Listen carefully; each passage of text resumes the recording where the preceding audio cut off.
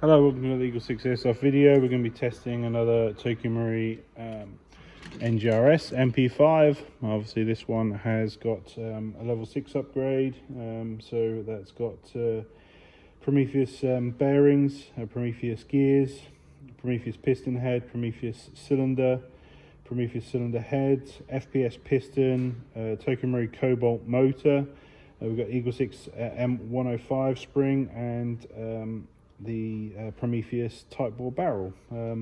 So hot rubber, we've got the Psionic hot rubber setup, and we've tested it on 3.2s at range, and we're just now ready to demonstrate it working on video.